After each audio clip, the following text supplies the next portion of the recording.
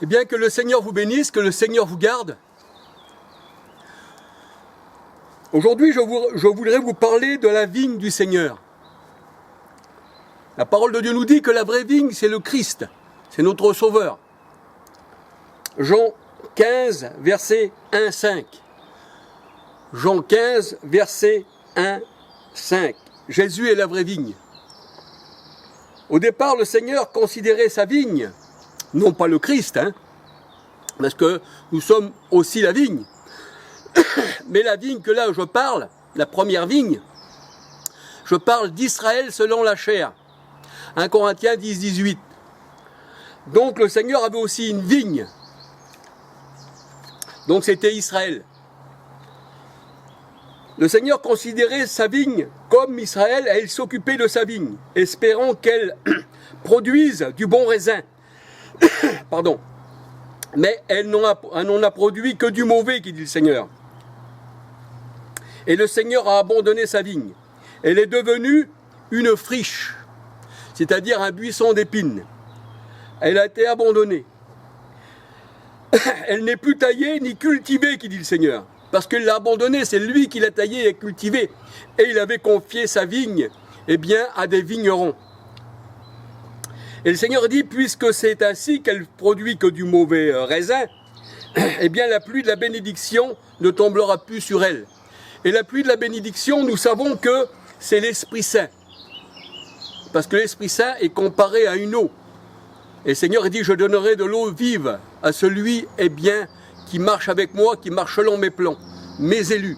Et vous? Alors c'est écrit dans la parole de Dieu, dans Jean 7, versets 37 à 39. Et ils m'ont abandonné, moi, la source d'eau vive. Jérémie 2,13. Donc on peut dire que le Seigneur, c'est lui l'eau véritable. C'est lui la vie éternelle. J'ai soif du Dieu vivant. Et là, la vigne du Seigneur, la parole de Dieu nous dit, c'était Israël. Ésaïe 5, versets 1 à 7. Et le Seigneur a dit, cette vigne qui était Israël, je l'avais fait sortir d'Égypte. Psaume 8, versets 9 à 17. Jérémie 2, versets 21 à 22. Cette vigne, je l'avais fait sortir d'Égypte. Et le Seigneur a beaucoup parlé de sa vigne, d'Israël. Et il prévenait les dirigeants d'Israël que c'était lui le maître de la vigne. En ce temps-là, Jésus, parmi les pharisiens, les scribes, tous ces gens-là qui faisaient partie de la loi, de leur loi, parce qu'ils avaient annulé le commandement de Dieu au sujet de leur tradition, c'est pour ça qu'ils donnaient du mauvais fruit, qu'ils donnaient plus du bon raisin, le Seigneur disait, aux scribes, aux pharisiens, que c'était lui le maître de la vigne, et que les pharisiens et les scribes ne prenaient pas soin de la vigne. Et que les ouvriers, quand le Seigneur est venu dans sa vigne, et qu'il est venu, la parole de Dieu, elle dit que les vignerons ont voulu tuer le propriétaire de la vigne. Et le propriétaire de la vigne, c'est Christ. Alléluia. Voulait tuer le propriétaire de la vigne. Et là, le Seigneur explique. Il dit, que fera-t-il celui à qui appartient la vigne, et puis qu'il avait donné la vigne à son héritier, que fera-t-il à ceux qui ont voulu tuer le propriétaire? De leur bouche, les pharisiens disent, il châtiera ces misérables, et il les rejettera, et il donnera la vigne à un autre, c'est-à-dire à quelqu'un d'autre, à quelqu'un qui en sera plus capable de la cultiver et d'en prendre soin. Et c'est pour ça que les pharisiens, de leur bouche, ils ont proclamé leur rejet et leur malédiction, quand le Seigneur leur a dit ces paroles.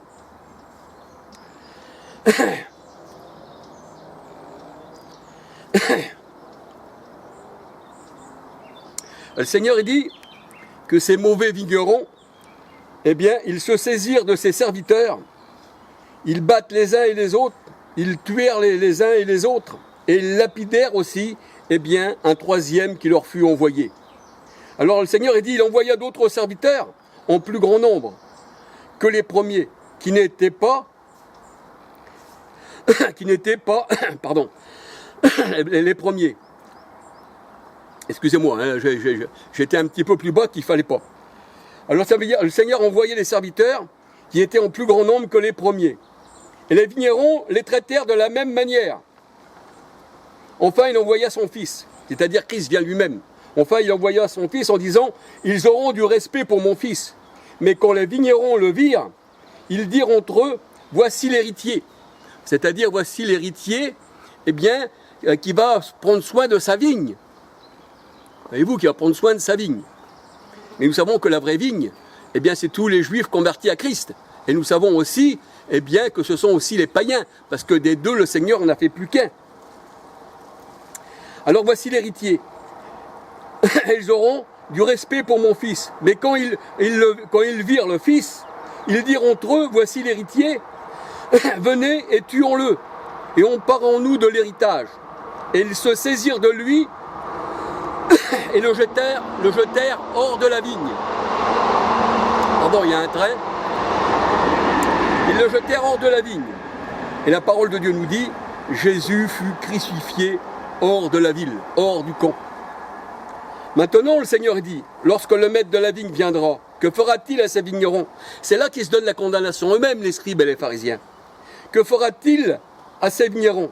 Ils lui répondirent, il fera périr ces misérables. Et il donnera la vigne à d'autres vignerons qui en donneront le produit au temps de la récolte. Le temps de la récolte. Il faut toujours faire attention parce que quand il est écrit dans le temps, dans les temps, dans la parole de Dieu, il faut faire attention. Parce que la parole de Dieu qui a dit que Jésus s'est manifesté à la fin des temps. Galates 4.4 nous dit, eh bien, temps accompli, Christ est venu. Vous voyez, né d'une femme, né sous la loi pour acheter ceux qui étaient sous la loi et aussi les païens. Alors il donnera le produit au temps, pardon. Ils répondirent, il fera périr ces misérables et il donnera la vigne à d'autres vignerons qui en donneront le produit au temps de la récolte. Jésus leur dit, n'avez-vous jamais lu dans les Écritures? La pierre qu'enrochaient ceux qui bâtissaient est devenue la principale de l'angle. Ça veut dire que c'était les scribes, les pharisiens, tout ça, hein, tout ce qui n'était pas avec le Seigneur, c'était ça les antichrists, ils ont rejeté la pierre principale. Et c'est du Seigneur que cela est venu, et c'est un prodige à nos yeux. Mais là, le Seigneur, il le dit bien, c'est pourquoi, je vous le dis, le royaume de Dieu vous sera enlevé, et sera donné à une nation qui rendra le fruit. Voyez-vous, à une nation. Ça, c'est la nouvelle vigne du Seigneur, parce que faites des disciples de toutes les nations, Matthieu 28, 19. Ça, c'est la nouvelle vigne, c'est le royaume de Dieu. Voyez-vous, ça, c'est la nouvelle assemblée de Dieu, c'est la nouvelle Israël. Galates 6, 16, dont l'apôtre Paul dit d'Israël de Dieu, ça, c'est la nouvelle. Parce que le vrai juif, c'est celui qui l'est dans le cœur. Romains 2, verset 27, 28, c'est le vrai juif, ça. Voilà, des deux peuples, le Seigneur, il n'en a fait qu'un.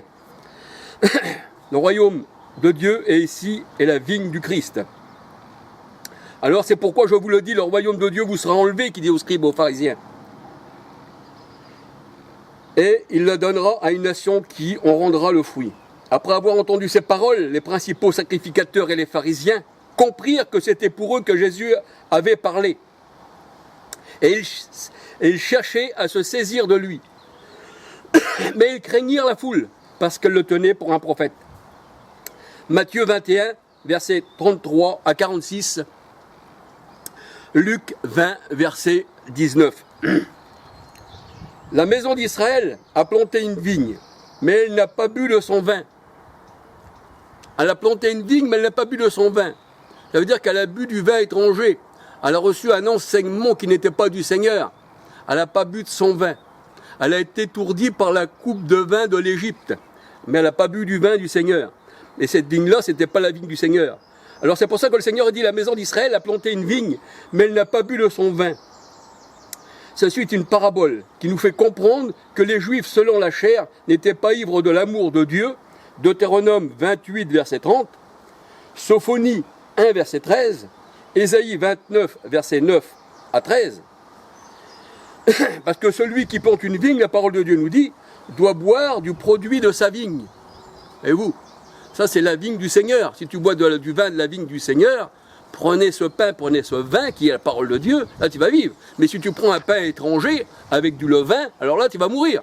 Et ça représente eh bien, les pharisiens, qui avaient annulé le commandement de Dieu au sujet de leur tradition, mais qu'ils avaient dans leur cœur toujours leur sortie d'Égypte, ils étaient égyptiens. Alors la maison d'Israël a planté une vigne, mais elle n'a pas bu de son vin. C'est ce que je vous ai dit, hein. Sauf Deutéronome 28, 30, Sophonie 1,13, Ésaïe 29, versets 9 à 13.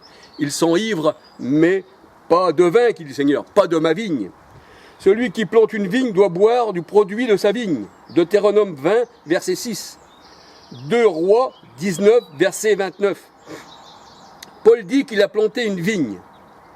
Paul dit qu'il a planté une vigne et qu'il en a mangé le fruit.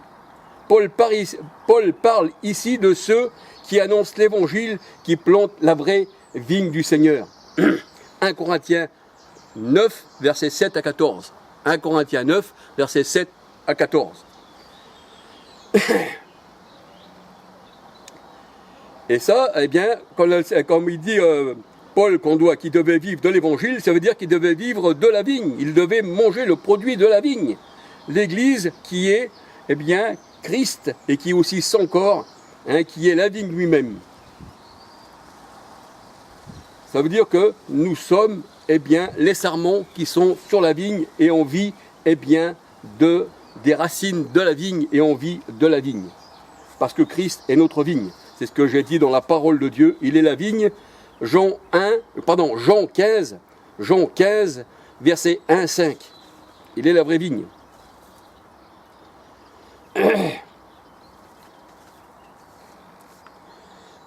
Alléluia. Je regarde un peu la caméra parce que comme elle se décharge vite fait, c'est pour ça que je vais un peu vite. J'aurais voulu parler plus doucement, plus posément, mais cette caméra fait que je suis obligé de parler très vite. Alors dans la vigne du Seigneur, il ne devait pas y avoir plusieurs semences différentes. Elles devaient être pures. La semence représente la parole de Dieu. Marc 4, verset 14.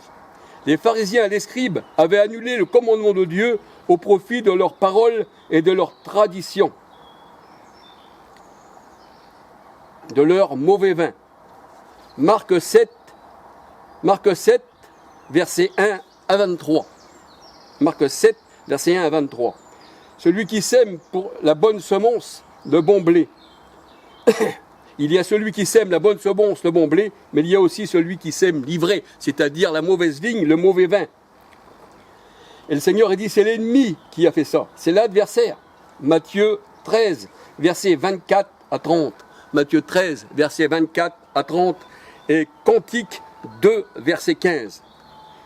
Et le Seigneur a dit, ce qu'un homme sème, il le moissonnera. C'est-à-dire, si tu n'as pas semé la vraie vigne du Seigneur, si ce n'est pas la bonne graine de la vigne, eh bien tu moissonneras ce que tu as semé. Parce que c'est ta malédiction que tu as semé si tu as semé des mauvaises semences. La parole de Dieu, elle dit, ce qu'un homme sème, il le sèmera. Soit il aura semé pour sa chair des choses charnelles, soit il aura semé pour l'esprit des choses spirituelles. Galates 6, verset 7, 8. Galates 6, verset 7, 8. Celui qui fournit de la semence au semeur, eh bien, c'est pas notre propre semence, mais la parole de Dieu, elle dit, c'est le Seigneur qui nous a fourni sa propre semence afin que nous puissions la semer dans les cœurs. 2 Corinthiens 9, verset 10. Et là, les pharisiens, eux, c'était leur propre semence parce qu'ils avaient annulé le commandement de Dieu au sujet de leur tradition. Les fausses vignes, l'œcuméniste et Israël, selon la chair, n'est pas, eh bien, le vrai rocher d'Israël, n'est pas le vrai rocher. 1 Corinthiens 10, 4. La parole de Dieu, elle dit, leur rocher n'est pas comme le nôtre. Leur vigne n'est pas du plomb, leur vigne n'est pas comme la nôtre. C'est du plomb de Sodome et c'est du terroir de Gomorrhe. Leur raisin est un raisin empoisonné. Leurs grappes sont amères. Leur vin, c'est du vin des serpents. C'est le poison cruel des aspies. Voyez-vous, ça, ce sont les sectes. C'est ceux qui annulent le commandement de Dieu au sujet de leur tradition.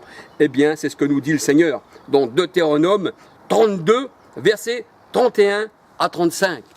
Deutéronome, 32, versets 31 à 35. Israël, selon la chair, est considéré comme une femme abandonnée, comme une vigne abandonnée qui est en friche. C'est ce que nous dit le Seigneur. Ce sont des enfants de colère, ce sont des enfants rebelles. C'est les enfants de la femme adultère. Celui qui s'attache à la grande prostituée est avec elle une seule chair. 1 Corinthiens 6, 13 à 19. Et là, nous voyons que, eh bien, cette femme-là qui est abandonnée, cette Israël qui donne du mauvais vin, cet Israël là qui s'est enivré du vin de prostitution, qui a été boire du vin en Égypte, le Seigneur a dit je l'abandonne, c'est la chair. Galates 4, 21 à 31. Et le Seigneur a dit voici ma nouvelle vigne, ma nouvelle Jérusalem, eh bien c'est elle qui est constituée de toutes les nations converties au Seigneur et comparée à la Vierge véritable du Seigneur. Le Seigneur a confié sa vigne à d'autres vignerons, il l'a confié à qui? Eh bien, il l'a confié à ses apôtres, parce que nous sommes sous le fondement des apôtres. Si, parce que nous sommes une habitation de Dieu en esprit, et ça veut dire qu'il l'a mis aussi dans notre cœur, et nous sommes, eh bien, les sarments du Seigneur, et lui, il est le vigneron, et nous sommes aussi, il est aussi la vigne, mais nous sommes aussi, eh bien, aussi la vigne. C'est pour ça que le Seigneur a dit, je confierai ma vigne à d'autres vignerons. Psaume 128, verset 3. Psaume 128, verset 3. La vigne sauvage, parce que c'était les païens la vigne sauvage, et le symbole des païens convertis à Christ, qui seront sa nouvelle vigne. Déjà la purification de la vigne sauvage est citée dans le livre des rois. 2 rois 4, verset 38 à 41. 2 rois 4, verset 38 à 41. Il fallait de la farine pour purifier le pot, parce que vous savez que la mort était dans le pot, la parole de Dieu nous dit, et il fallait de la farine. Et pour pouvoir manger le contenu, parce que là, il y avait des choses impures dans le pot, c'est écrit dans la parole de Dieu, il y avait des choses impures dans le pot, eh bien, il fallait mettre de la farine. Et celle-ci est compatible avec la vigne du Seigneur. Si vous lisez, eh bien, 1 Roi 17, versets 14, 15, 16, eh bien, ceci est compatible avec la parole du Seigneur de sa vigne. Parce que la mort, la parole de Dieu, elle dit, était dans le pot. Et pour pouvoir manger ce qu'il y avait dans le pot, pour que ça redevienne une bénédiction, il fallait mettre de la farine. Donc la farine est le symbole de l'Esprit Saint. La farine est symbole du pain broyé qui est le corps du Christ. Parce que le pain que nous rompons n'est-il pas la communion au corps du Christ? Et la farine, là, ça représente ce qui a été broyé dans le broyeur et qui donne le pain. Le vrai pain. Il a été peint à l'huile. Le pain a été pétri à l'huile. Voilà ce que nous dit la parole de Dieu. Eh bien, quand la farine était dans le pot, 1 Roi 17, versets 14, 15, 16, eh bien, tout ceci a été, eh bien, épuré et nous pouvions nous en manger. Voyez-vous, la farine était dans le pot, ça veut dire ce qu'il y avait dans le pot, ça représentait aussi, eh bien, la fausse vigne. Ça représentait les pharisiens et les scribes. Ça représentait Israël selon la chair. Et c'est pour ça que le Seigneur, il dit dans sa parole, le royaume de Dieu est semblable à quoi? Eh bien, il est semblable à une femme qui a pris de la farine et qui en a pétri toute la pâte. Matthieu 13, verset 33, et Osée 8, verset 7, 8. Et je vous dis que la vigne sauvage, eh bien, c'était les païens convertis à Christ. Et cette vigne sauvage a été greffée sur l'olivier franc, qui est la véritable vigne du Seigneur. Romains 11, verset 17 à 24. Romains 11, verset 17 à 24. Des deux peuples, c'est-à-dire issus des païens, des païens, les païens convertis à Christ, issus des nations, eh bien, le Seigneur, il a fait, avec les Juifs convertis, des deux peuples, il a fait, eh bien, une seule nation. Le Seigneur, eh bien, il les a greffés ensemble pour former un seul arbre, c'est-à-dire l'olivier naturel d'Israël. Une seule vigne, c'est la racine sainte qui nous porte. Et nous sommes saints. Parce que si les racines sont saintes, alors nous sommes saints, dit la parole du Seigneur.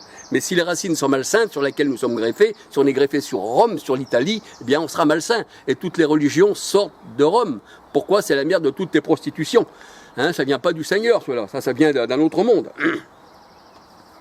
Alors si les racines sont saintes, tout est saint, dit le Seigneur. Et les branches le sont aussi. Éphésiens 2, versets 11 à 22. Et la racine, c'est quoi? C'est le fondement des apôtres. Le véritable Israël de Dieu. C'est le reste d'Israël. Vous savez que Israël, parce que la parole de Dieu, elle dit tous ne sont pas d'Israël, mais le Seigneur a dit d'Israël, j'en ferai un reste. C'est pour ça qu'il est écrit dans la parole de Dieu, au reste mes frères. Quand Paul parle, il parle au reste d'Israël. Au reste mes frères. Au reste mes frères. Ça veut dire que, eh bien, c'était ce peu qui sortira de la tribu de Juda, ce reste d'Israël. Voyez-vous? Alors c'est écrit dans la parole du Seigneur, hein, le reste d'Israël. Eh bien, Romains 11, verset 5, Romains 11, verset 5, 27, 28, 29, Philippiens 4, verset 8, Sophonie 3, verset 12, 13, Sophonie 3, verset 12, 13, Jérémie 23, verset 3, 5 et Philippiens 3, verset 1. Et la parole de Dieu, elle dit que quand la coupe est corrompue, quand il n'y a plus le vin du Seigneur dedans, eh bien Israël boit la coupe de la fureur de Dieu. Jérémie 51, verset 17 à 23. Jérémie 51, verset 17 à 23. Ça s'appelle la coupe des nations. Jérémie 25, verset 15 à 28. Et que c'est là que le Seigneur a combattu les nations. Ce qui est écrit dans l'Apocalypse. C'est pour ça que l'Apocalypse est un livre accompli. Et je ferai une vidéo spécialement consacrée pour vous montrer que l'Apocalypse est un livre accompli. Alors, c'est vrai que les nations ont bu de la fureur de Dieu, la coupe d'étourdissement, la coupe de la fureur de Dieu. Jérémie 25, versets 15 à 38.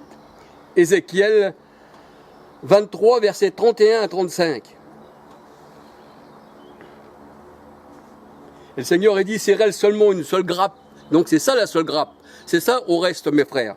S'il reste seulement une seule grappe dans un jus, s'il reste du jus dans une seule grappe, vous savez, il y a la grappe de raisin, il y a du jus, le Seigneur a dit, dans cette grappe-là, s'il reste du jus, du vrai, eh bien, cette grappe-là, je ne la détruirai pas, dit le Seigneur. Et ça, nous savons, eh bien, au reste mes frères, que c'est, eh bien, les Juifs qui étaient destinés à la vie éternelle et que les autres, eh bien, ont rejeté le Seigneur parce que tous ne descendent pas d'Israël. Ésaïe 65, verset 8-9. Ésaïe 65, verset 8-9. Le Seigneur a dit, s'il y a une grappe qui reste du jus à l'intérieur, du bon jus,